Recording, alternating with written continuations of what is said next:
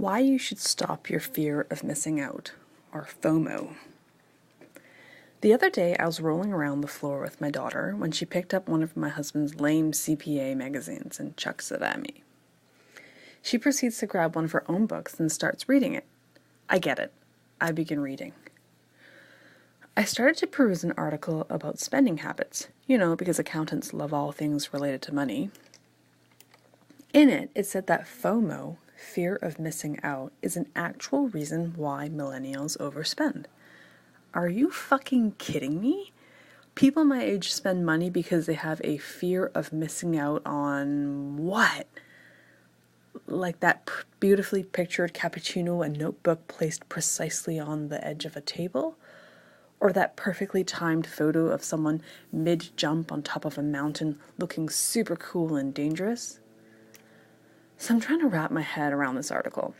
I guess the magazine's not as lame as I thought, since it's making me think. That means some of us see these images and or statuses on their social media feeds, and they start buying cappuccinos and moleskin notebooks and going on vacations to where the highest mountains are, even if they can't afford to. My mind equals blown. I'd like to consider myself as someone who is not easily persuaded by what others are doing. I'm not the typical consumer. I remember when I was in grade 4, I got invited to be part of a girls' focus group for some advertising company. No, it wasn't Mad Men, I'm not that old.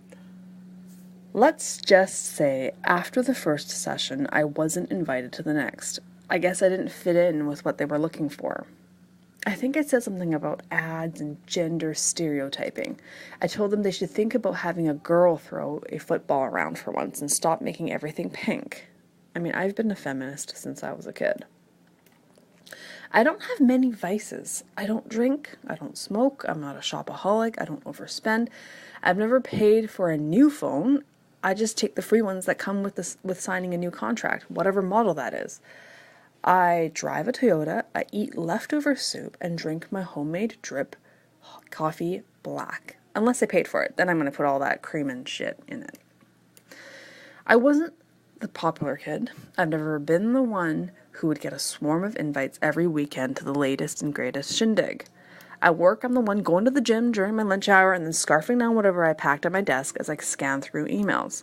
I'm not the social butterfly gossiping about what's going on with so-and-so. I'm not in the know. Sometimes I was included and sometimes I was excluded. And honestly, I don't keep track.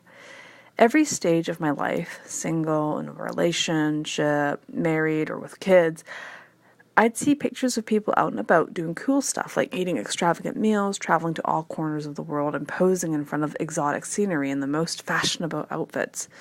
Or more recently, parents posing with their kids all fancy at home, creating crafts or baking treats with the beautiful sun shining through their massive floor-to-ceiling windows, highlighting the mother's well-rested face, the father's slight stubble, and the kids' pearly whites.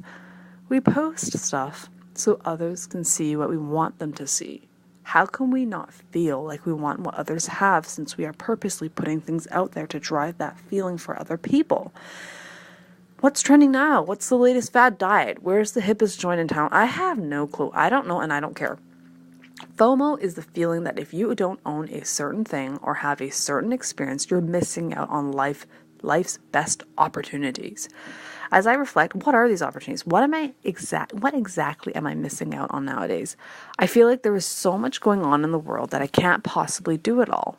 And instead of trying to do everything that I might find interesting, I pick what I know will give me joy. So perhaps FOMO isn't what's driving millennials to overspend. Rather, it's the overwhelming burden of choice. Having all the opportunities in their faces and wanting to do everything at once. And YOLO, you only live once thing, goes hand in hand with FOMO, which is a real excuse millennials give themselves to overspend.